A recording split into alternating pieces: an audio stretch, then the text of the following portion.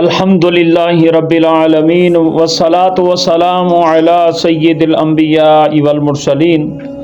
پیارے ناظرین، آج انشاءاللہ بہت ہی اہم مسائل سیکھنے کو ملیں گے۔ شدید زخمی حالت میں نماز اور نماز پر نور یا تاریکی کے اسباب۔ دوسرا ہے برے خاتمے کا ایک سبب، نماز کا چور کی دو قسمیں۔ یہ انشاءاللہ آج سننے کی سعادت حاصل کریں گے۔ شدید زخمی حالت میں نماز۔ جب حضرت سیدنا عمر فاروق اعظم رضی اللہ تعالی عنہ پر قاتلانہ حملہ ہوا تو عرض کی گئی، اے امیر المؤمنین، نماز کا وقت ہے۔ قاتلانہ حملہ ہوا اور عرض کی گئی، اے امیر المؤمنین، نماز کا وقت ہے۔ فرمایا، جی ہاں، سنیے، جو شخص نماز کو ضائع کرتا ہے اس کا اسلام میں کوئی حصہ نہیں۔ اللہ اکبر۔ اور حضرت سیدنا عمر فاروق اعظم رضی اللہ تعالی عنہ نے شدید زخمی ہونے کے باوجود نماز ادا فرمائی۔ اللہ اکبر۔ جب حضرت سیدنا عمر فاروق اعظم رضی اللہ تعالی عنہ پر قاتلانہ حملہ ہوا، آپ شدید زخمی تھے اور عرض کی گئی، نماز کا وقت ہے، اور آپ نے فرمایا، جو شخص نماز کو ضائع کرتا ہے اس کا اسلام میں کوئی حصہ نہیں۔ اللہ پاک ہمیں نماز کی حفاظت کرنے کی توفیق عطا فرمائے۔ نماز پر نور یا تاریکی کے اسباب۔ حضرت سیدنا عبادہ بن صامت رضی اللہ تعالیٰ عنہ سے روایت ہے، نبی رحمت شفیع امت شہنشاہ نبوت تاجدار رسالت صلی اللہ تعالیٰ علیہ وآلہ وسلم کا فرمان عالی شان ہے، جو شخص اچھی طرح وضو کرے پھر نماز کے لیے کھڑا ہو، اس کے رکوع، سجود اور قراءت کو مکمل کرے تو نماز کہتی ہے، اللہ تعالیٰ تیری حفاظت کرے جس طرح تو نے میری حفاظت کی۔ پھر اس نماز کو آسمان کی طرف لے جایا جاتا ہے اور اس کے لیے چمک اور نور ہوتا ہے، بس اس کے لیے آسمان کے دروازے کھولے جاتے ہیں حتیٰ کہ اسے اللہ تعالیٰ کی بارگاہ میں پیش کیا جاتا ہے، اور وہ نماز اس نمازی کی شفاعت کرتی ہے۔ اگر وہ اس کا رکوع، سجود، قرات مکمل نہ کرے تو نماز کہتی ہے، اللہ تعالیٰ تجھے چھوڑ دے جس طرح تو نے مجھے ضائع کیا۔ اللہ اکبر۔ پھر اس نماز کو اس طرح آسمان کی طرف لے جایا جاتا ہے، اس پر تاریکی چھائی ہوتی ہے اور اس پر آسمان کے دروازے بند کر دیے جاتے ہیں۔ پھر اس کو پرانے کپڑے کی طرح لپیٹ کر اس نمازی کے منہ پر مارا جاتا ہے۔ اللہ اکبر۔ اللہ پاک ہمیں رکوع سجود صحیح کرنے کی توفیق عطا فرمائے۔ برے خاتمے کا ایک سبب۔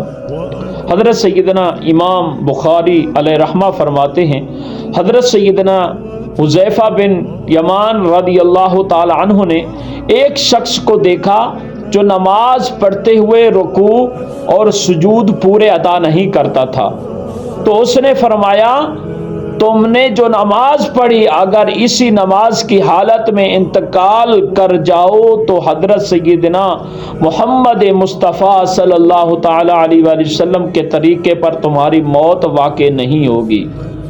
یعنی اگر تو نے اس طرح نماز پڑھی ہے، رکوع سجود پورے ادا نہیں کرتا تھا تو اس طرح نماز پڑھتا تھا، آپ نے فرمایا، تم نے جو نماز پڑھی اگر اسی حالت میں انتقال کر جاؤ تو محمد مصطفیٰ صلی اللہ علیہ وسلم کے طریقے پر تمہاری موت واقع نہیں ہوگی، تمہاری موت نہیں ہوگی۔ اللہ اکبر۔ سنن نسائی کی روایت میں یہ بھی ہے کہ آپ رضی اللہ تعالی عنہ نے پوچھا، تم کب سے اس طرح نماز پڑھ رہے ہو؟ تو اس نے کہا، 40 سال سے۔ فرمایا، تم نے 40 سال سے بالکل نماز ہی نہیں پڑھی۔ اللہ اکبر۔ 40 سال سے بالکل ہی نماز ہی نہیں پڑھی، اگر اسی حالت میں تمہیں موت آ گئی تو دین محمدی صلی اللہ تعالی علیہ وآلہ وسلم پر نہیں مرو گی۔ اللہ اکبر۔ آج دیکھیں ہم نماز، رکوع، سجود کس طرح ادا کرتے ہیں۔ قرات کس طرح کرتے ہیں، رکوع کس طرح کرتے ہیں، جو حق ہے نماز کا وہ ہم کس طرح ادا کرتے ہیں۔ اللہ اکبر۔ تو حضرت سیدنا حذیفہ بن یمان رضی اللہ تعالی عنہ نے ایک شخص کو دیکھا کہ وہ نماز پڑھتا ہے، رکوع سجود صحیح نہیں ادا کرتا تھا، تو آپ نے فرمایا اگر اسی حالت میں تمہیں موت آ گئی تو محمد مصطفیٰ صلی اللہ تعالی علیہ وسلم کے دین پر نہیں مرو گے۔ اللہ اکبر۔ اللہ پاک ہمیں جو ہے نا نماز کی حفاظت کرنے کی توفیق عطا فرمائے۔ آگے سنتے ہیں نماز کا چور۔ حالانکہ کوئی ایسے چور ہوتے ہیں، آج ہم سنیں گے نماز کا چور، ہمیں اس پر توجہ دینی چاہیے۔ نماز کا چور کیسے ہوتا ہے؟ حضرت سیدنا ابو قتادہ رضی اللہ تعالی عنہ سے روایت ہے، سرکار مدینہ راحت قلب سینہ فیض گنجینہ صاحب معطر پسینہ صلی اللہ تعالی علیہ وآلہ وسلم کا فرمان باقرینہ ہے، لوگوں میں بدترین چور وہ ہے جو اپنی نماز میں چوری کرے۔ بدترین لوگوں میں بدترین چور وہ ہے جو اپنی نماز میں چوری کرے۔ عرض کی گئی یا رسول اللہ صلی اللہ تعالی علیہ وآلہ وسلم نماز کا چور کون ہے؟ فرمایا وہ جو نماز کے رکوع اور سجدے پورے نہ کرے۔ اللہ اکبر۔ چور کی دو قسمیں ہیں۔